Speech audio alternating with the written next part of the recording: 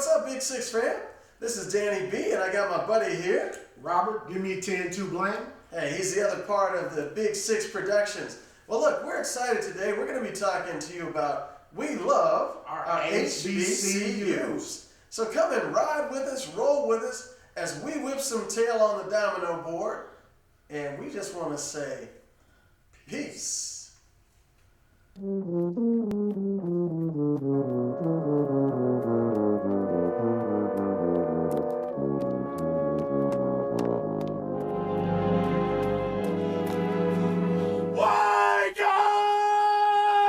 All right, welcome to Big Six, and this is episode 3.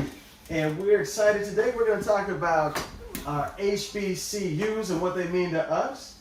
Some of us have attended HBCUs, and I'm representing Texas Southern University. Got a new introduction, bro. Yeah, and hey, stand up, man. We got salute. Hey, this is my day one. First cat I met on the yard at TSU. That's right. Mike Forte. So HBCU. HBCU. So I tell you what. Oh yeah, okay. So I went to TSU, and What does TSU stand?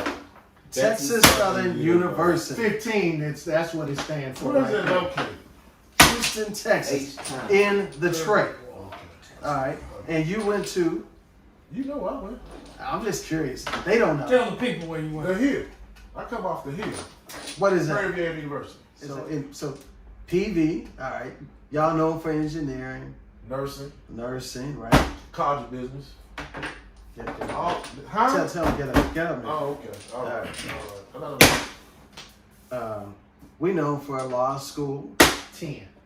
business school, Communication school. communicate, pharmacy, aerospace. 20 pen. Good, nice. Y'all I had- didn't let that happen. Education. You're supposed to have a pad, aren't you? Well, first of all, let me say this. I could do that. Texas Southern was established Yes. 1947. 1947 as Texas Negro 15. State College. That's right. In 1955, the name was changed to Texas Southern University. In 1951, the first pharmacy degree was conferred through the School of Pharmacy. In 1951, the first law degree was conferred at Texas Southern University. Just to name a few. Just a few. Just to name a Yeah. few. What it's meant to me, though, G, is an environment where the professors cared. I mean, it's the kind of place where, without question, you know the teachers care about you. And that made a difference. I mean, I met lifelong friends. Hey, but you know, I do, since G's gonna spit off some statistics and give us a history lesson, I can't just let him be the only one at the table that has history. You know, because I'm from the OH to the IO. So the first university that was established by African Americans was in 1856 at Wilberforce, Ohio. Hey man, I was off. So I'm just saying, we're gonna do a history lesson. Yeah. We might as well give homage to the OHIO at Wilberforce, Ohio. I'm just saying, you know what I mean? And we have a great undergrad chapter there, Cap Alpha Psi also. Just so that you know. And so you know that we know Central State was an extension of Wilberforce. Exactly. Yeah. Let's talk about what was the first HBCU was Cheney University. So what made you go to PV? What made you go to HBCU? Period. So both my parents were HBCUs. Okay. My dad went to Morehouse. My mom went to Clark. Oh, dope. So ATL. it was in my blood. Okay. So I was raised up on Clark Atlanta, what is called AU, Atlanta University. Morris Brown. Yeah, but you had them all right there. And then I had, my dad was at Morehouse. So we were on campus all the time. So that black experience, being in Atlanta, going to school, that black experience, that's what I did. So my experience was based upon the way my upbringing. Okay, that's good. That's nice. I remember, I may tell my age a little bit. I met Daddy King when he was still alive. Martin Luther King's Day. Wow. I met Edwin Moses, the great track star. Oh, yeah. I met him. This was in Atlanta? Yeah. I met Maynard Jackson. Okay. Went to his house. Your beard is reminiscent of Edwin Moses. It's so weird. So he had the round glasses too. He had the round glasses like you got. So man, being around our people, man, It's beautiful, man. it's nothing like it. And ATL is such a Nothing beautiful like it. mecca. It is. It really is. Now I went to University of Texas at Austin, which is primarily a white school, right? But I also backdoored and went to Morgan State. Okay. So I moved to DC. Yeah. Got to experience Howard homecoming, Right. and then moved to Baltimore, B-More, Yeah, second semester. And it started snowing, and I came home. But it was an absolutely wonderful experience because, again, being around our people. I remember professors that were Rhodes Scholars, right? And they were African American, and it was just beautiful for them to tell their story. It was inspirational. I didn't get that at UT in classes with 500 people. No, you're just a number. Yeah, I was just a number. Yeah, and that's the difference. I think when you go to HBCU, is you have an opportunity to stand out. The professors can pull you to the side, talk to you, have a personal relationship. I think Dan and I, like we said, we met at Texas Southern University, and we met Dr. Bickham. With Dr. Bickham, who also was a Tuskegee Airman. Oh, yeah. And so we sat and talked to him many times in marketing classes and had these experiences about our black culture. 15. And so I think that's one of the things I always remember. And you can't get that anywhere else. So people who can identify with you, and they also want to see you succeed. And the thing is that it's like they have a vested interest in you. All right. He's just But go back to it though. So I think one thing, Dan, what was your rationale from going to TSU? So for me, I mean, I grew up and went to predominantly white schools my whole life, and You give me that 10 on something that was important to me was to be in an environment where, like you were talking about, feeling nurtured, to feel okay. I came from an environment where, like most of the kids had nice cars, they had the things that we wanted, and so my perception, I'm coming to TSU, I had a car, I think I'm gonna be ahead. Hey man, the kids at TSU had more than the kids that I grew up with. And so seeing that made me want to stretch more. It made me want to say, okay, wait a minute. We have as much and do as much as everybody else. And so it solidified in me that regardless of this facade, everything is possible. These kids, their parents with Morehouse or Clark, anywhere you go, these kids are coming from affluent families. It wasn't like this was their last choice. Right. Some kids went there as a last choice, and they figured out after one semester that wasn't for them.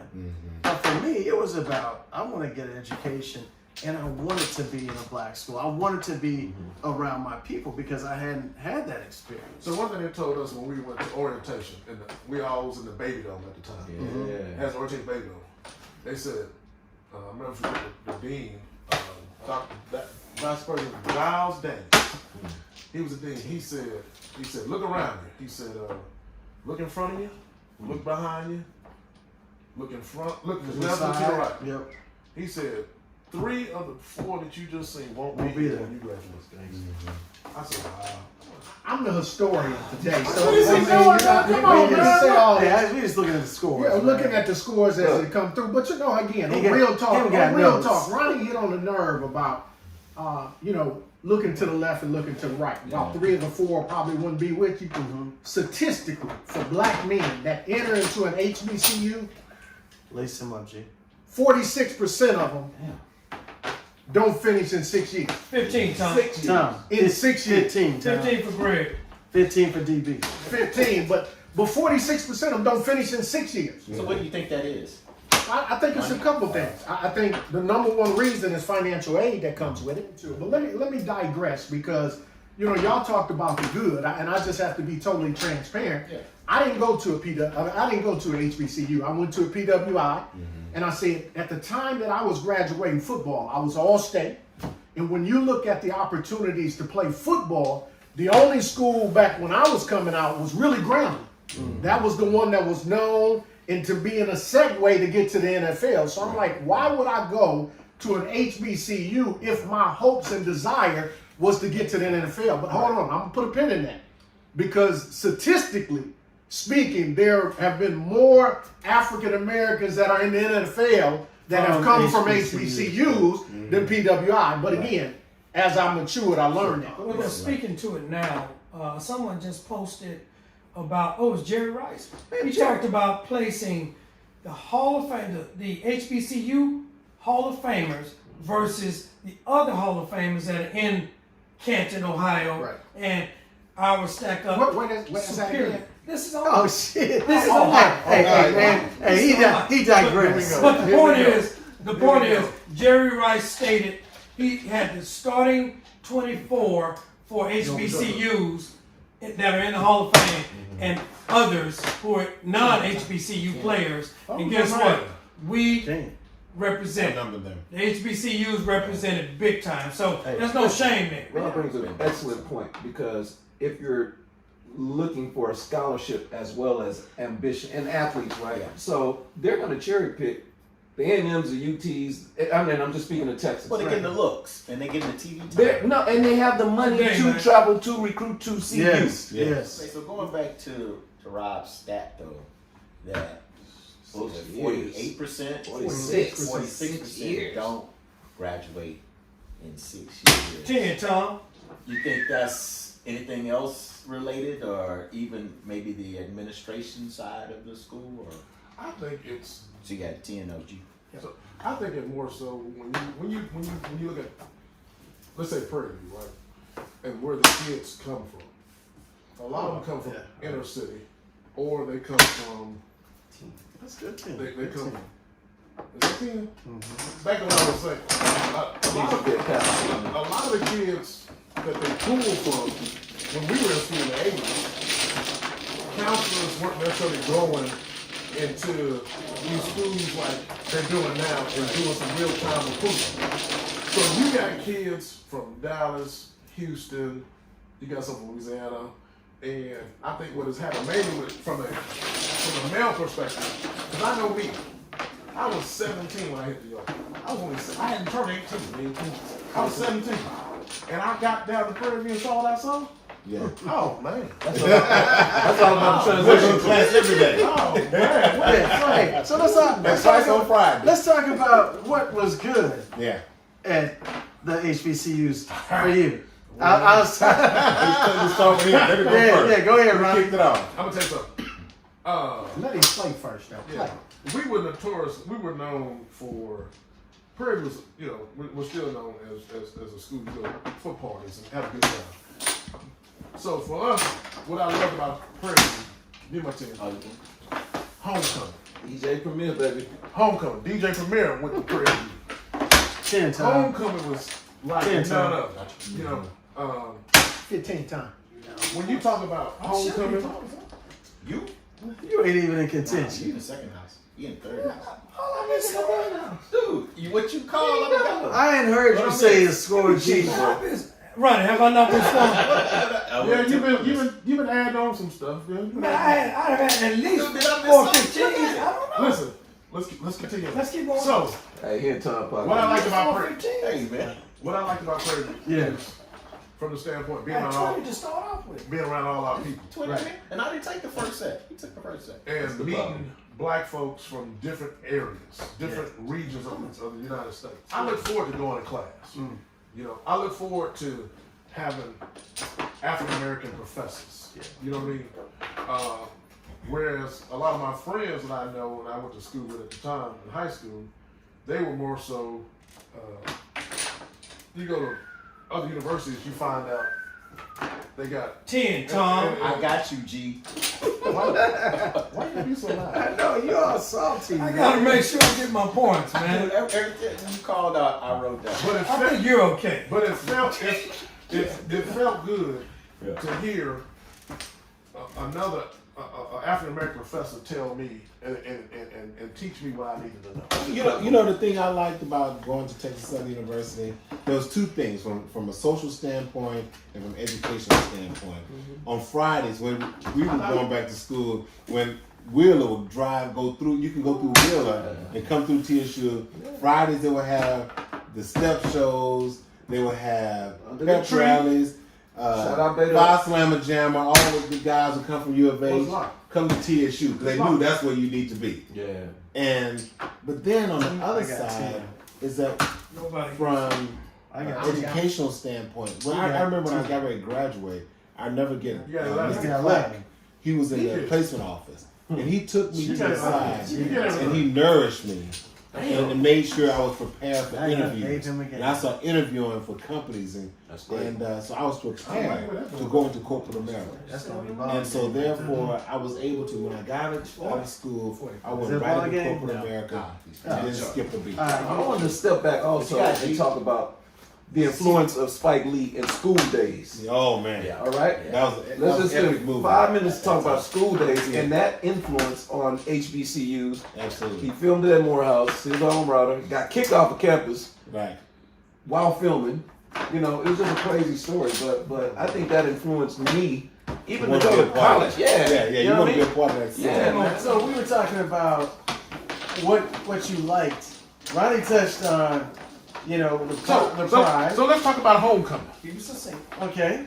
Homecoming at HBCU is. It's No. but you know what, Ronnie? Yeah. It is homecoming. It is a revival For for us. Yeah, it's a sense of pride. Yeah. Going back to the yard, even as a graduate. Yeah. There's just some feeling of Home. You coming home. Yeah. It's the epitome of coming home. I mean, you seeing all your old classmates, old friends. Man, you and reminiscing, man. It's the best feeling ever. But you know what? So when we talk about like what was good, like you said, so the professors caring about you. Yeah. But look, Calling you out. yes. But it's also, man, look, having that fresh haircut on Friday. But you know what? But it's also, so I'm the youngest child. And so, a little selfish, a little spoiled, but learning how to share. Man, we would take $10 and that brother over there, that brother would make enough sloppy joes, enough alcohol for $10 each. Yeah. That was back in the day. Yeah, and Back we in would the do 80s. this, play dominoes. But here's the other thing. We all got our books. We all got our books. That's important. And we all, look, I was on the extended play program. I took a detour. When that cat graduated, and I was like, man, even though I had a good job making money, I was like, no, I gotta go back. Yeah. I gotta finish. Yeah. But a lot of the beautiful things about school, HBCU in particular, are the relationships that you build. That's right. Or you learn. In other words, if I had a car and you had money, we were friends. That's right. Especially up on the hill. Oh. Prairie View is sitting in the middle of nowhere, right? Hey, So if you have a car and he got money, y'all are fast friends. Here's the most important thing I She think. wrote my recommendation. Wrote his recommendations, all of it. But here's some things I think we're forgetting about is the value of an HBCU. Yeah. And when I say what's the value, I can look no further than This room. this room, but certainly PV. Well, For instance, hold on. PV is under the A&M umbrella. Right. Texas Southern, based on its charter, is still an independent, right. state-funded independent university.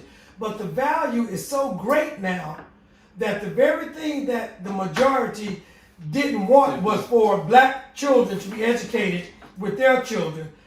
Hence, the formations of HBCUs is the very thing now that is so valuable that they're doing anything they can to incorporate these same HBCUs that they did not want, and they did not want their children to be under their part umbrella. of. Yeah. Now, But you know, it is what it is. Gee, hold on. So I think so.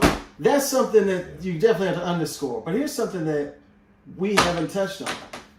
Each one of us in this room pushed each other to excel. Because look, when I got to class, and I'm looking again, my mindset coming from schools that weren't minority or majority minorities.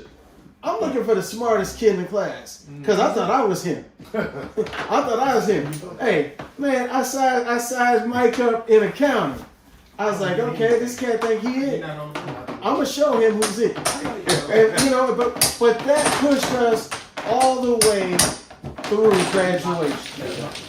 let me give this perspective. You know, I didn't go to a HBCU, but my money goes to an HBCU. Right. I have a daughter that's a senior. And the thing that came for me that was so powerful, the experience from the HBCU, is when I was taking her to school, you know, some bros were sitting on the yard watching us come in scoping. Yeah. So, you know, this one young man said, hey, you know, can I help you? And I'm like, man, get away from me. I don't need you to help me carry no bags. But that was on the first trip. After that 100 degrees started touching on me, Real. I'm like, okay, bro, come on. And as they were walking, carrying stuff, you know, this young man broke out. I'm so glad I came to PVU. Right. I'm so glad I came to PVU. Yeah. It was the worst rendition of I've heard of that song, but here the kicker though. Yeah. Here the kicker though. What's the I kicker? said, young man, I said, boy, that's the worst rendition I done heard of that song in my life. He said, man, it's a perfect imperfection. And his confidence that came with it, that I know this is not good. That's right. But it's the best that I have. Best I have. And I'm going to give you the best that I have. So the bravado that came from it as a race of people, that we walked away from it. So I didn't go, but I'll say the good that comes from an HBCU is that it reinforces what we already have in our DNA. Well, it gives And you a I saw level that of too. confidence. I saw that too when I took my daughter to Houston Tillerson. The girls actually came out and helped us move in front of this stuff. wow. Yeah, and they said, I was like, why y'all doing this? And they were like, well, no. They said we supposed to. They said we every new freshman coming in, we here to help them move in, just like that, and kind of buddy up with them. I think Rob touched on a great point though about the nurturing and that which is in our DNA. That pride has been instilled in HBCU students. You learn how to make it. You learn how to survive. You learn how to excel. You learn how to play the game. You learn. Yeah. With About learning life. being the key. You Learn learn about life. Yeah. But most of all, you learn how to survive. And I think the best thing that ever happened to me was, leaving U of H and going over to TSU. When I got there, there was a brother who was in the registrar's office, took me to the side and offered to help me, which you have no idea how valuable it was for me. Man, when I got there and I saw the caring that the professors took in me and the interest they took in me, I got out of school just like that. Let me go on and get another little stack to infuse this into the room. So we talk about the good that comes from it. So 75% of the doctors, African American doctors in the United States, have had undergrad from an HBCU. Hello. 80% of all the federal judges in America have had some ties to an HBCU. So when you talk about academic success, they have been bred from HBCU. And the thing that I didn't go to HBCU, but what used to make me want to be at the events was doggone bands, man. Ocean of Sword. Battle of Bands. Oh, Man, shit. I was like, we got to you. Man, it was like every time they would play Labor Day Classic, man, I'd be out there for the halftime show. Checking them out, man. That was good. Talking about your traditions and bands and stuff. Have y'all ever seen Tuskegee and that ball and parlay when they doing that at the stadium? I haven't seen that. But I've been on Tuskegee's campus, man. I'll tell you what. Is it impressive?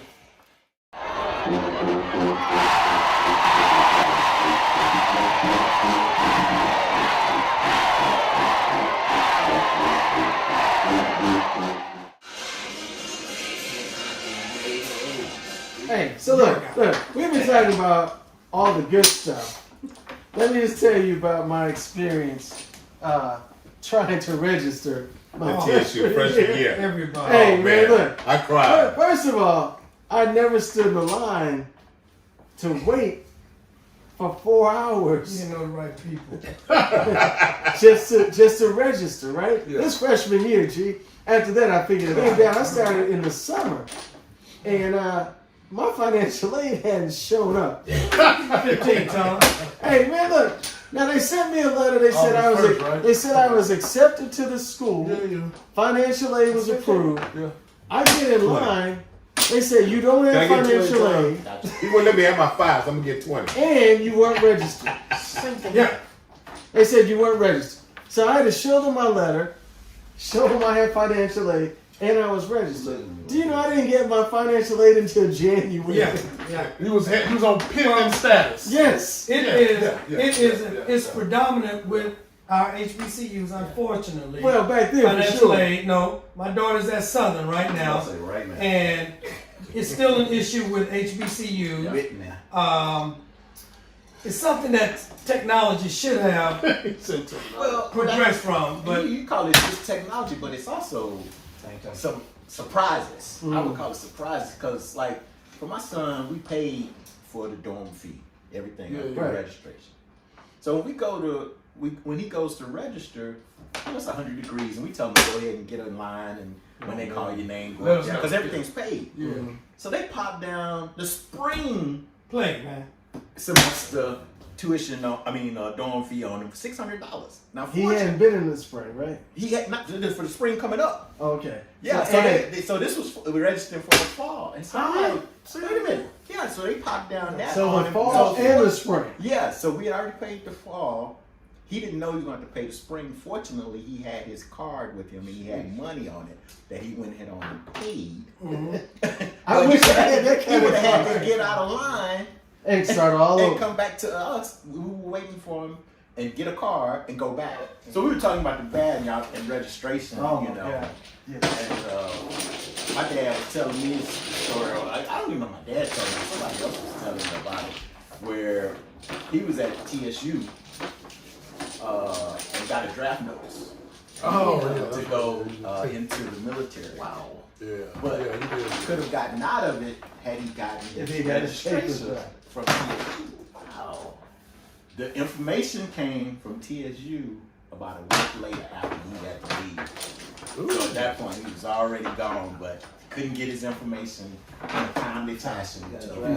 Give me 3, please.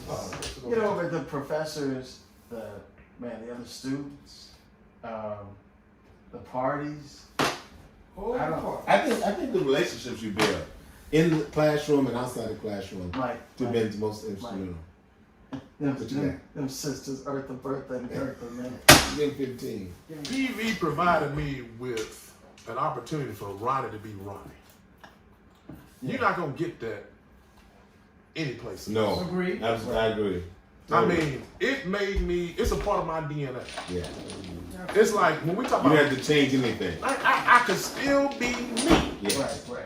and I was accepted as being me. You know what I'm saying? Right. But that's a stretch. And the beauty of it is when you see on graduation, right? So I got undergrad, I got 2 masters. I got all my shit from PV. Mm-hmm. Okay, I'm through and through. Dope. Booted, suited, I'm there, right? It's nothing like graduation when you marching in and all them black folks lined up, all of us sisters and brothers lined up coming in there. I'm proud. Oh yeah. And the baby can't hold our parents and our families. Yeah. It's the hottest day of the year. Yeah. And it's In always May. on Mother's Day.